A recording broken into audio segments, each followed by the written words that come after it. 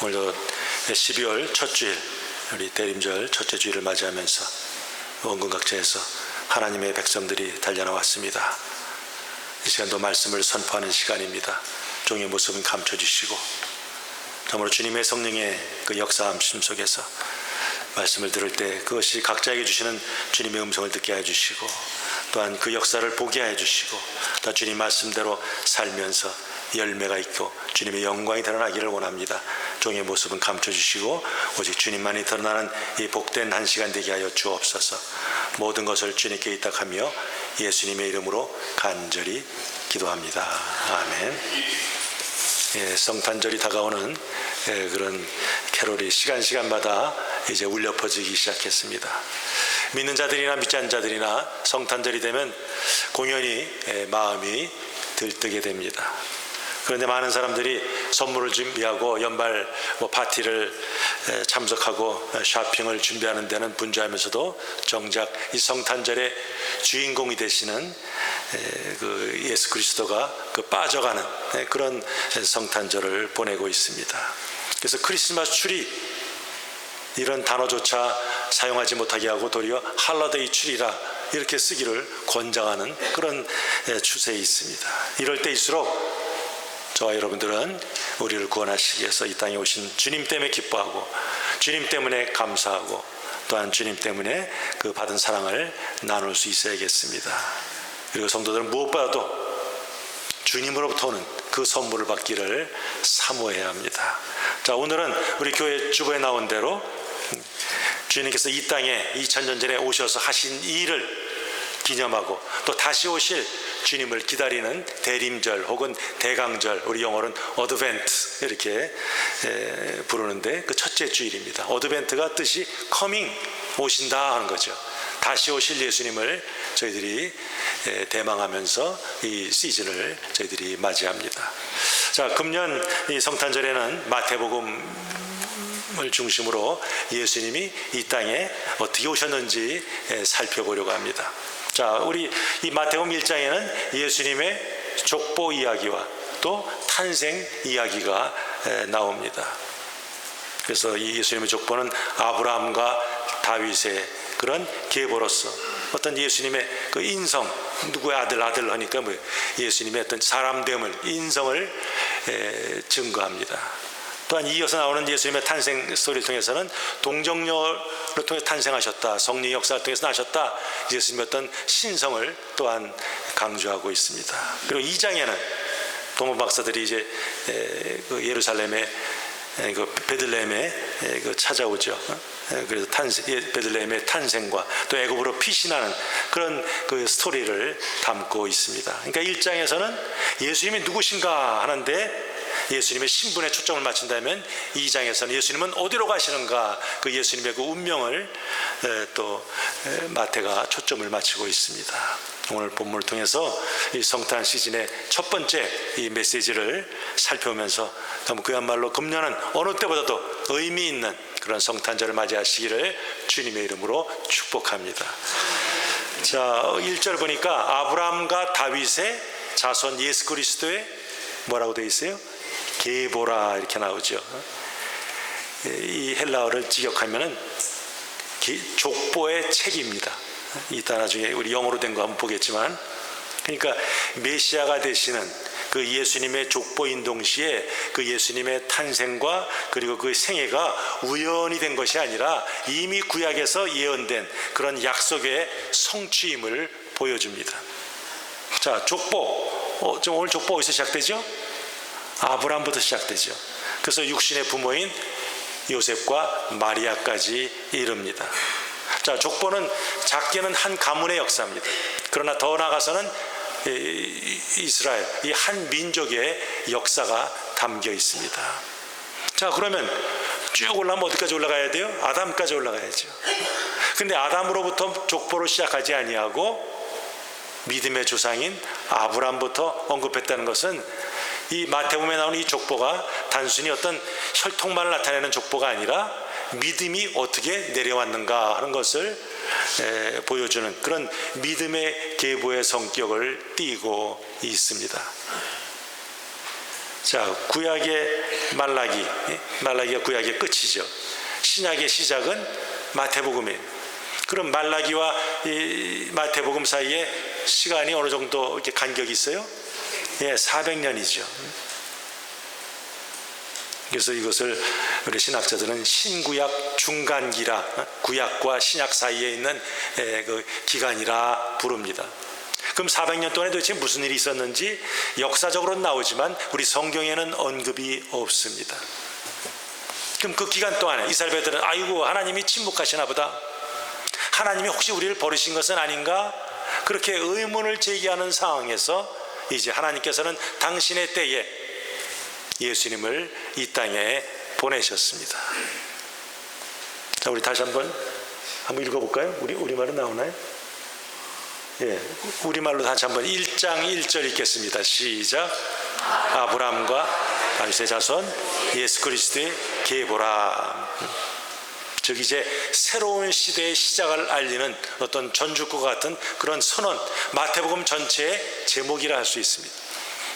자, 우리 한번, 근데 이 영어로는 어떻게 되어 있는지, 영어가 어순이나 이 단어들이 헬라어 원문과 똑같습니다.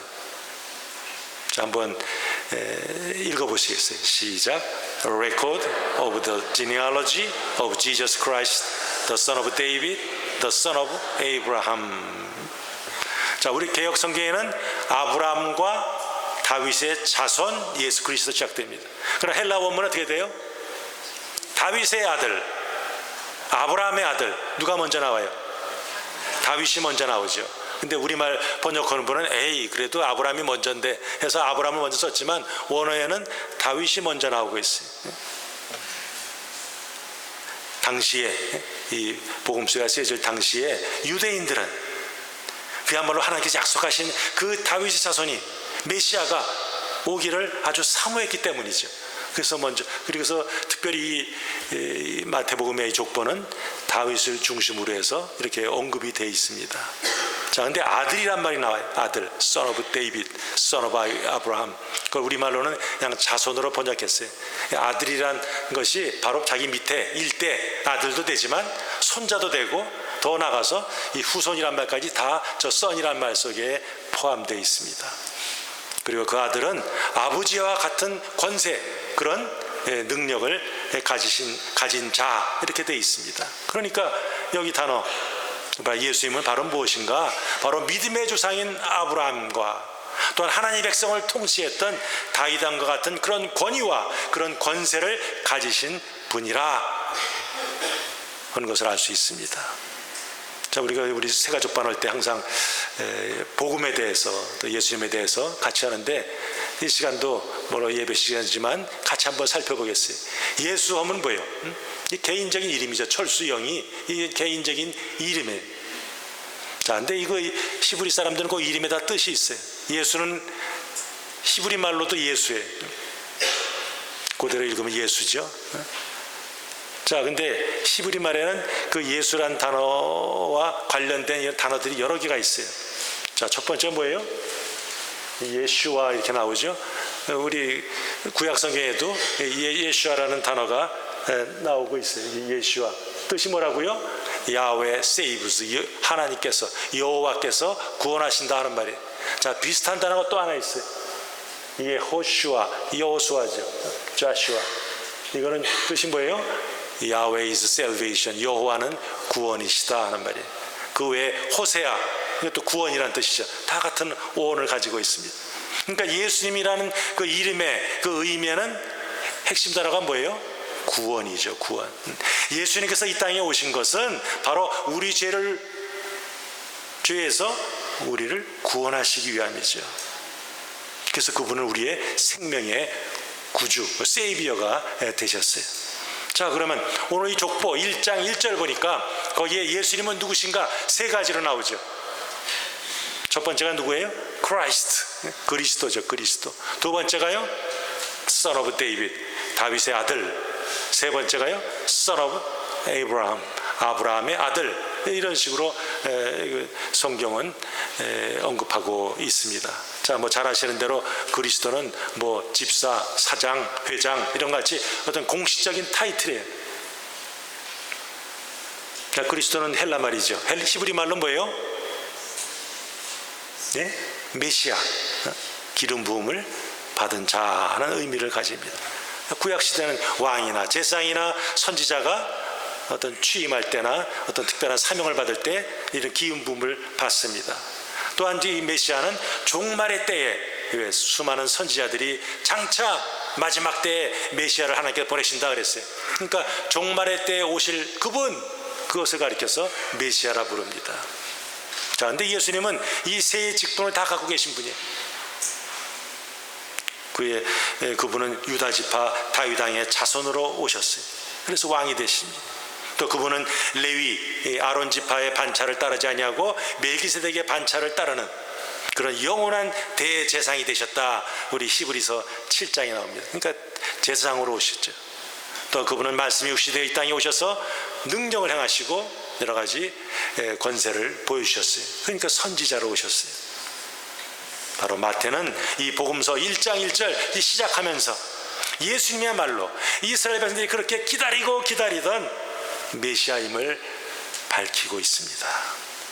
아브라함에 의해서 이스라엘이 시작되었고 다윗에 의해서 이스라엘 왕국이 시작되었는데 이제 메시아이신 예수를 통해서 새로운 시대가 시작되었다 하는 것을 선포하는 거죠. 자, 그래서 첫 번째 예수님은 누구신가? 마태복음 1장 1절에 나오는 예수님은 그리스도. 두 번째는요, 다윗의 자손으로 나오죠. 자, 근데 오늘 족보 보니까 이름들이 쭉 나와요. 아브라함, 이삭 낳고 쭉 하고 뒤에 가서 또 솔로몬이 로봄 낳고 로봄은 아비야를 낳고 다른 사람들은 전부 다 이름이 나오는데 다윗은 어떻게 소개합니까? 6절에 보니까 이새는 다윗 왕을 낳으니라. 유독 다윗에게만 왕이라는 이런 칭호를 붙입니다. 마태복음 전체에 이 예수님을 다윗의 자손이라 8번 언급하고 있습니다. 자, 다윗은 잘 아시는 대로 이미 이 이스라엘 국가에서 가장 강력한 그 나라를 세웠어요. 그리고 나단 선지자로부터 이제 장차 그에게서 그의 후손에서 메시아가 날 그런 계시를 받았습니다. 우리 같이 한번 사무엘하 7장 12절 읽겠습니다. 시작. 내가 내 몸에서 날 자식을 내 뒤에 세워 그 나라를 견고케 하리라. 저는 내 이름을 위하여 집을 건축할 것이요 나는 그 나라 위를 영원히 견고케 하리라. 그 내 몸에 날 자식, 내 몸에서 날 아들, 1차적으로 누구 가리켜요? 솔로몬이죠. 그러나 궁극적으로는 바로 메시아를 가리킵니다. 즉 다윗의 왕국은 영원한 메시아 왕국을 예표하고 있습니다. 자, 성경에 나타나는 수많은 인물 중에서 다윗처럼 메시아의 성품을 잘 드러내는 사람이 없습니다. 그렇다고 다윗이 완벽한 자는 아니죠. 간음도 했어요. 실수도 했어요. 그러나 전체적으로 볼 때 하나님 마음에 합한 자였고 그렇게 하나님 뜻대로 순종하기를 원했고 그래서 하나님께서는 그와 항상 함께 하셨기에 다윗이 점점 강성해지더라 이런 표현이 있습니다. 그러니까 이스라엘 백성들은 1세기에 로마 압제에 살아가면서 불의하고 이 불공평한 이방의 통치 속에서 진실이 사라져버린 이 암담하고 우울한 시기에 다윗과 같은 성품과 다윗과 같은 능력을 가진 그 메시아가 빨리 왔으면 그들은 경건한 유대인들은 그런 메시아의 오심을 기다렸습니다. 자, 세 번째로 우리 1절에 나오는 예수님은 누구십니까? 바로 아브라함의 자손이죠. 즉 성탄절의 이 스토리는 예수님이 이 땅에 오시기 2000년 전에 아브라함과도 연결이 됩니다. 자, 아브라함은 믿는 사람의 믿음 조상이죠. 하나님께서 아브라함을 왜 택하셨습니까? 갈대 우르에서 다 우상 섬기는데 아브라함 혼자만 하나님을 섬기니까 기특해서 택하셨어요? 아브라함도 똑같이 이 우상을 섬기던 자였어요. 그러나 하나님의 은혜 가운데 그를 택하시고 그에게 약속을 주시고 그리고 그를 믿음의 조사로 만들기 위해서 계속해서 그를 테스트하셨어요. 학생이 시험 문제를 풀면서 실력이 향상되듯이 아브라함이 시험 문제를 풀면서 잘 풀 때도 있었지만 실수할 때도 많았어요. 그러나 그 시험을 푸는 동안에 자기도 모르는 사이에 점점점 믿음의 사람이 되었습니다. 그러다가 이제 모리아 산에서 이제 파이널 이그잼을 치르게 되죠. 100세 난 그 아들, 정말로 눈에 들어가도 아깝지 않은 그 아들, 그 귀한 아들을 하나님께서는 번제로 드리라 기가 막힌 명령을 하셨습니다. 눈에 보이는 그 이삭, 그 아들과 눈에 보이지 않는 약속의 말씀, 과연 어떤 것을 택할 것인가? 그러나 이미 믿음의 사람이 된 아브라함은 기꺼이 하나님의 약속을 딱 붙들었어요.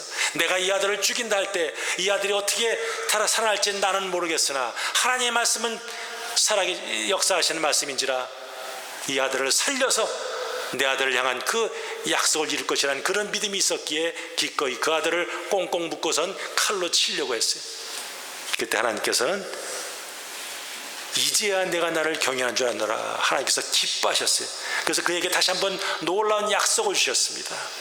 창세기 22장 18절 보니까 내 씨로 말미암아 천하 만민이 복을 얻으리니 그랬어요. 누구가 가르칩니까? 결국은 아브라함이 주신 그 약속은 예수님을 통해서 이루어졌어요. 예수님을 믿음으로 저와 여러분들은 이제 영적인 아브라함의 자손이 됩니다. 자, 지금 우리 예수님 족보 보면 뭐예요? 낳고 계속 나오죠. 얼핏 보면 이거 통독할 때도 보면 이 부분 좀 스킵할까 하는 그런 유혹이 들 정도로 낳는다는 말이 많이 나오고 있어요. 자, 근데 이 족보의 특징이 뭔가? 이 족보에 예수님 아브라함 때부터 시작해서 예수님까지 2000년 동안에 있었던 모든 조상들의 이름을 다 적고 있는가? 그렇지는 않죠. 42명의 이름만 있어요. 요람과 우시아 사이에 아시아 왕, 요아스 왕, 아마시아 왕 이런 왕들이 있는데 그 이름들은 다 생략됐어요. 누가도 족보가 있죠. 누가의 마태복음에 나오는 족보는 아브라함부터 누구까지요? 예수님까지. 누가복음 족보는 어떻게 시작돼요? 예수님부터 어디까지 올라가요? 하나님까지 올라가죠. 근데 순서가 거꾸로 돼 있어요. 자, 근데 누가는 다윗 이후에 예수님까지 42세대를 기록하고 있어요. 근데 마태에서는 27사람만 기록하고 있어요. 그러니까 마태는 이 족보를 쓰면서 선택하고 생략한 거죠. 그럼 이것은 예수님의 족보를 객관적으로 그냥 다 열거한 것이 아니라 뭔가 어떤 신학적인 의도로 기록한 것임을 알 수가 있습니다. 자, 그런데 이 족보에 여자들의 이름이 나옵니다. 자, 구약에 나오는 족보에 여자들의 이름이 있어요? 예, 조금이지만 있긴 있어요. 그렇지만 이렇게 많이 나오는 건 굉장히 특이한 거죠. 어떤 이름들이 있어요? 여자 예수님 족보에 다말, 라합, 룻, 그 다음에 우리아의 아내 이렇게 나오죠. 자, 다말은 어디 출신이에요? 가나안 출신이에요. 창세기 38장에는.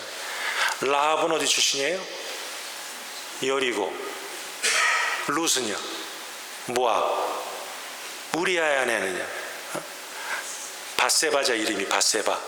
남편이 헷사람, 히타이트 사람 우리아 이렇게 되죠. 그러면 그 아내니까 아마 우리아의 아내도 헷사람이겠지 이렇게 추측할 수는 있습니다. 자, 그러니까 이 네 여인의 공통점 뭐예요?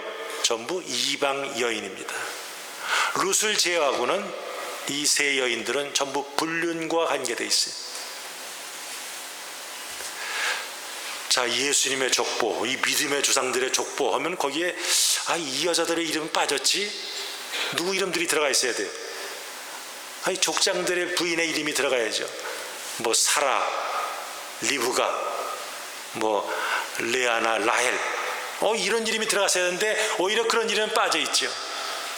그리고 이방 여인들의 이름이 메시아의 족보에 들어갔다는 것은 뭔가 좀 특별한 의미가 있다고 우리가 추측할 수 있어요. 하나님의 이 주권적인 계획과 목적은 우리 어떤 인간의 법칙, 인간의 상식을 넘어서서 역사하시죠. 은혜의 법칙, 하나님이 세우신 은혜의 법칙에 따라 이 모든 것들이 하나님의 섭리가 진행돼요. 자, 오늘 성경 보니까 다윗은 우리아의 아내에게서 누구를 낳고요? 솔로몬을 낳고 합니다. 그 짧은 구절에 다윗의 실패, 다윗의 범죄, 그리고 다윗을 향한 하나님의 은혜가 담겨져 있어요.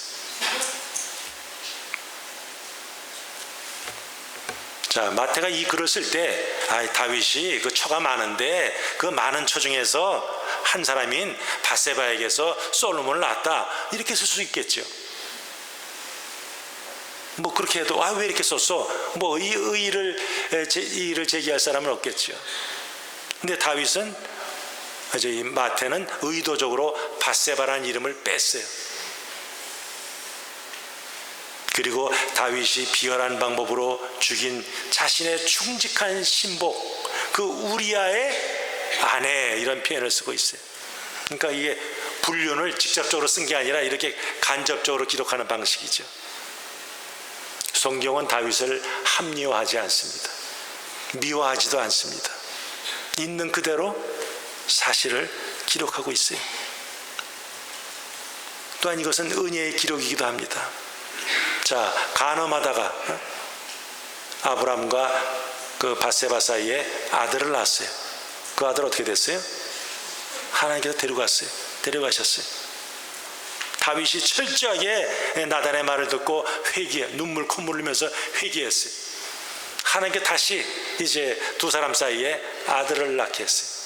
그때 하나님께서 그 아들의 이름을 여디디야, 미야, 사랑스럽네 하는 이름을 붙여주었어요. 그 모든 것이 바로 이 우리아의 아내라는 그 말 속에 담겨 있습니다. 세 번째로 예수님 족보의 특징은 바로 바벨론 포로 사건을 언급하고 있다는 점이죠. 자, 유다 왕국이 바벨론에 의해서 정복을 당하고 많은 사람들이 포로로 잡혀갔어요. 왜 그렇습니까? 두 가지죠. 말씀에 대한 불순종, 또 하나는요, 우상 숭배. 그 결과 그들은 나라 잃은 백성이 되어서 고통을 당하고 또 포로로 끌려가고 자유를 잃어버렸어요. 그 수치를 당할 때 비로소 아이고 우리가 잘못했구나, 하나님 앞에 범죄했구나, 자기의 잘못을 깨닫게 되고, 그런 속에서 그 고통 속에서 연단되는 동안에 그들의 믿음이 자라기 시작했어요. 자유를 뺏기고 나니까 그때서야 하나님을 찾게 되었어요. 그때서야 비로소 하나님께 회개하게 되었어요. 그래서 그들은 가는 곳마다 이제 시나고그, 회당을 세우고 그동안 멀리했던 율법을 연구하고 그 율법을 가르쳤어요. 율법을 가까이 한다는 말은 뭐예요? 다른 말로 하나님과 가까워진다는 거죠. 그래서 유다 백성들은 이제는 율법의 백성이 되었어요. 예레미야가 예언한 70년이 마쳤을 때 그들은 고향 땅에 돌아갈 수 있었습니다. 수룹바벨, 여호수아, 학개, 스가랴, 에스라, 느헤미야, 이런 지도자들 중심으로 해서 다시 신앙의 부흥을 일으켰습니다. 그래서 불타버린 성전이 다시 세워지고 무너진 예루살렘 성벽이 수축되었습니다.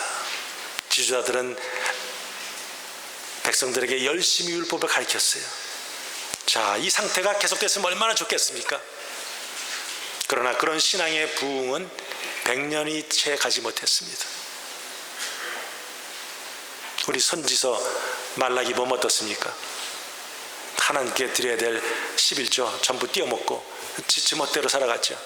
이거 어차피 뭐 드릴 거 짐승 한 마리, 이거 아까운데. 그러다 보니까 멀쩡한 짐승이 아니라 뭐예요? 눈 멀고 다리 절고 병든 거, 비실비실한 거, 상품 가치도 없는, 이거 어차피 태워버릴 거. 제사장도 떴습니까? 아무거나 가져, 아무거나. 불태워버릴 건데. 총체적으로 아주 부패한 모습을 보여주었어요. 그래서 하나님께서 400년 동안 말라기 이후로 선지자들을 보내지 않으셨어요.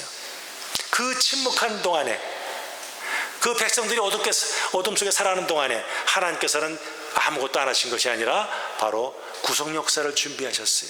그래서 때가 되매 누가 오셨어요? 예수님이 오셨습니다. 자, 마태복음은 유대인들이 그렇게 고대하던 메시아가 이제 예수 그리스도임을 선포하는 복음서입니다. 그렇다고 해서 유대인들에게만 주시는 그런 복음이 아니에요. 마태는 모든 민족이 예수 그리스도를 믿고 구원에 이르는 것을 목표로 삼고 있죠. 그래서 마태복음 맨 마지막에 돼요. 너희는 가서 모든 민족을 뭐로 삼아요? 제자로 삼으라 그랬죠.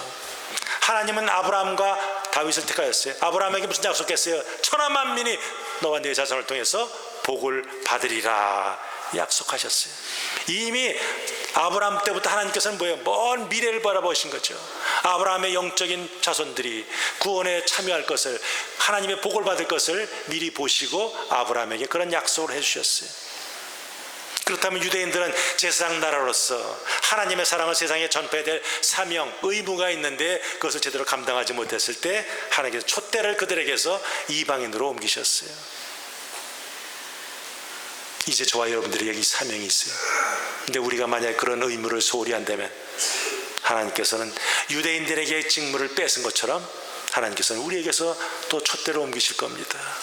이제 우리는 이 복음을 모든 민족에게 전해야 될 그런 사명이 있습니다. 16절 한번 읽어보겠습니다. 야곱은 마리아의 남편 요셉을 낳았으니 마리아에게서 그리스도라 칭하는 예수가 나시니라. 자, 이 마태는 요셉을 뭐라고 소개해요? 마리아의 남편이죠.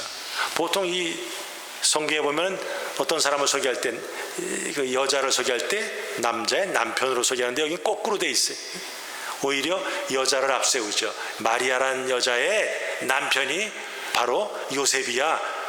요셉이 이 글을 읽으면 조금 이렇게 심기가 불편할 수도 있겠어요. 그렇게 소개하고 있어요. 그러면서 근데 요셉이 예수님을 낳은 아버지라 그렇게 언급하지 않죠. 즉 예수님의 탄생이 그런 단순한 육체적인 혈통에 따른 것이 아니라 성령에 의한 초자연적인 현상인 것을 밝히죠. 더구나 끝에 가면 마리아에게서 그리스도라 칭하는 예수가 나시니라 수동태로 되어 있어요. 이 나시니라 이 단어는 신학자들은 신적 수동태라. 그럼 수동태면 주어가 누군가? 바로 하나님이다. 예수님을 낳으신 분이 누구냐?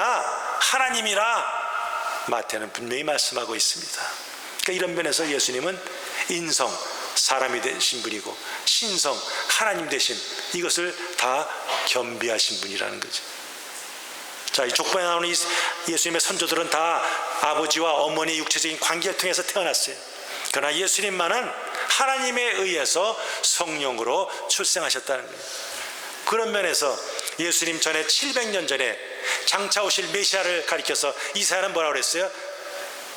The wonderful, 기묘자라, 야 기이하다, 그렇게 말하고 있죠. 17절 읽겠습니다. 그런즉 모든 대수가 아브라함부터 다윗까지 14대요 다윗부터 바벨론으로 사로잡힐 때까지 14대요 바벨론으로 사로잡혀간 후부터 그리스도까지가 14대라. 거기 사로잡혀 갔다고 번역되어 있는데 그 단어는 원치 않는, 삶의 터전을 강제로 옮기는 이런 의미가 담겨져 있어요. 근데 그 바벨론에 끌려간 것 언급한 후에 바로 누가 등장해요? 예수님이 등장하죠. 그런데 그렇게 백성들은 끌려갔으나 예수님은 온 세상의 구세주로, 왕으로 오셨다.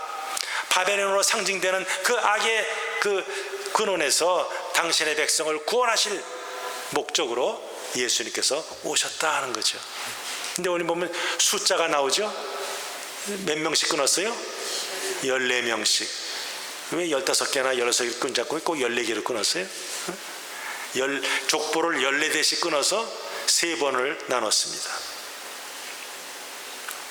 그러니까 뭔가 이 숫자 14라는 숫자를 통해서 의미를 전달하려고 하죠. 아까 족보 순서 1장 1절도 사실 누구부터 나온다고, 누구 이름부터 나와요? 다윗부터 나오죠.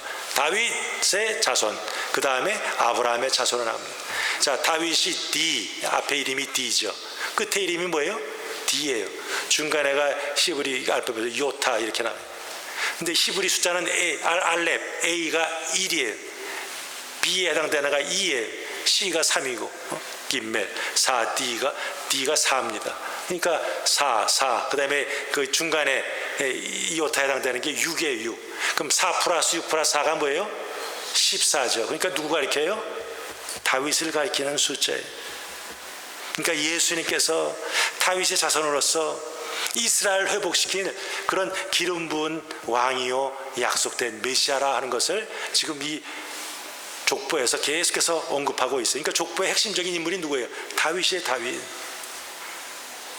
그래서 예수님의 어떤 왕대심, 그것을 강조하고 있습니다. 자, 지금 우리 족보를 살펴봤어요.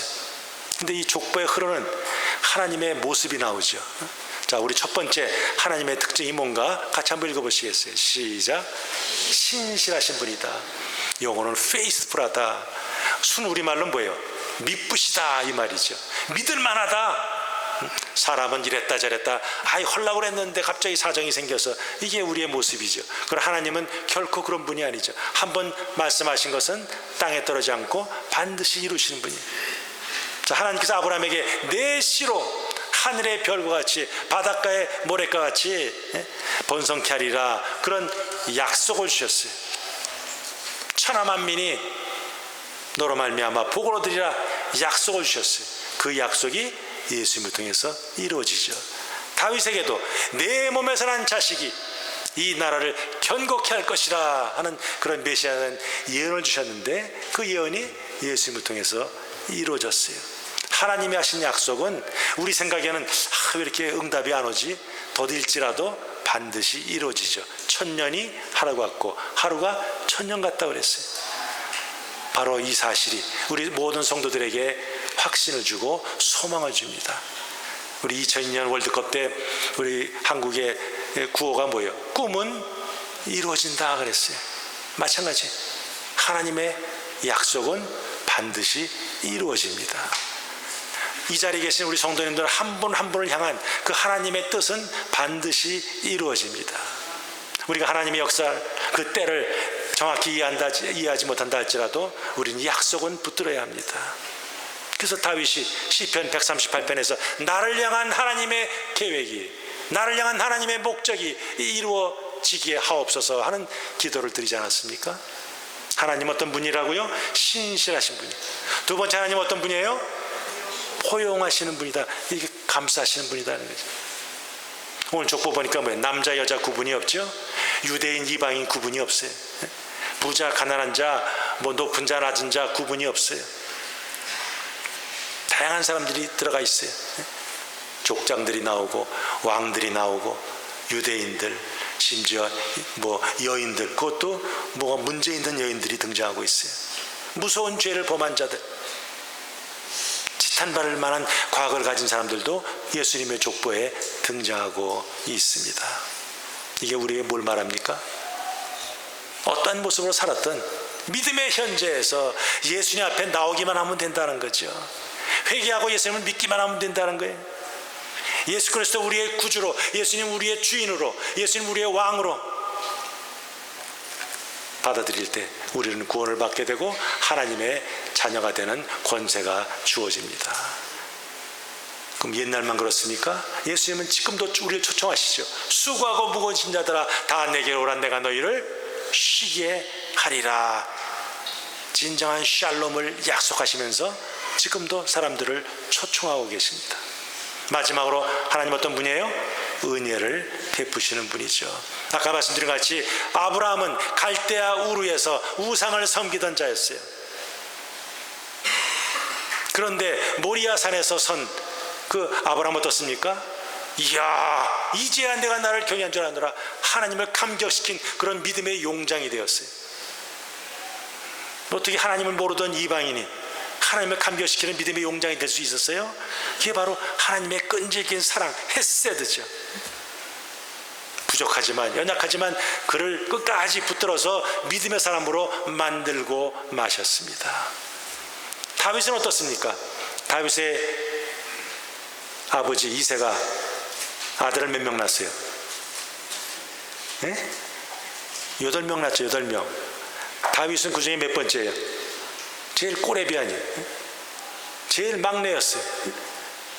사무엘이 이제 하나님께서 사울에게서 촛대를 이제 옮기려고 하실 때 이 다윗 집에 찾아왔죠. 그래가지고 기름 부으려고, 자, 이새한테 아들들 집합, 그렇게 시켰어요. 근데 아버지가 어땠어요? 다윗은 부르지도 않았어요. 에이, 저 막내 지금 별 볼 일 없어. 아예 부르지도 않았어요. 그럴 정도로, 아버지에게도 인정받지 못할 정도로 대단치 않은 존재가 바로 다윗이었어요. 그는 베들레헴에서 그저 양을 치는 목동이에 불과했어요. 그러나 하나님은 그를 택하시고 기름을 부으시고 믿음의 연단 과정을 통해서 이스라엘의 왕 중에 왕이 되게 하셨어요. 이스라엘 역사상 가장 위대한 왕이 되었습니다. 또 말라기 이후에 이스라엘 백성들은 400년 동안 하나님 말씀을 듣지 못했어요. 그런데 하나님의 때가 되니까 그들에게 영원한 빛을 쬐어주기 위해서 하나님께서는 예수 그리스도를 보내셨어요. 밤이 깊으면 깊을수록 새날이 가까워지는, 이게 바로 하나님의 은혜죠. 저와 여러분들은 어떤 형편에 처해 있을 수도 믿음의 주요 온전케 할 주님을 의지하면서 신실하신 하나님, 포용하신 하나님, 은혜를 베푸시는 하나님을 여전히 붙들어야 합니다. 자, 이 예수님의 족보는 하나님께서 역사의 주관자이심을 분명히 보여줍니다. 모든 것은 하나님의 뜻 가운데서 계획되고 이루어집니다. 자, 마태가 이 족보를 통해서 전하고자 하는 의도는 뭡니까? 바로 그 구약에 약속된 그 모든 예언들이 이제 예수님을 통해서 이루어졌다는 거죠. 그분은 다윗의 자손으로 유대인의 왕으로 오신 우리의 진정한 구세주요 통치자라는 거예요. 그러니까 당연히 우리는 그분에게 뭐예요? 경배를 드려야죠. 그러려면 저와 여러분들은 이제 하나님의 은혜 가운데 하나님의 자녀가 되었으니 그분과 다이나믹한 그런 관계를 가져야 합니다. 그리고 그분의 뜻대로 그 뜻을 분별하면서 이제 순종해야죠. 입술로만 주여져하는 자가 아니라 우리의 삶 전체로 하나님이 기뻐하시는 그런 주님 중심의 삶을 살아야 합니다. 자, 여기 보면 족보가 나왔죠. 그럼 이 자리에 계신 분들도 집안에 이렇게 대대로 오는 족보들이 있죠. 부모 쪽에, 아버지 쪽에 족보도 있고 또 어머니 쪽에 족보가 있을 수 있습니다. 마찬가지로 믿음의 족보, 지금 이 자리에 계신 분에서 자기 당대에 처음 예수 믿는 분도 있겠죠. 또 나는 3대째, 4대째 이렇게 대대로 믿는 집도 있겠어요. 그러나 뭐 족보에 그 얼마나 오래됐느냐 그게 문제가 아니라 지금부터 우리는 또 새로운 믿음의 여정을, 이 족보를 써내려야 될 사명이 있어요. 신실하신 하나님, 포용하신 하나님, 은혜를 풍성히 베푸시는 그 하나님을 찾고 의지하면서 그 베푸신 은혜에 아주 감사하면서 아름다운 믿음의 족보를 지금부터 자손대대로 써내려 가시기를 주님의 이름으로 축복합니다. 아멘. 자, 우리 같이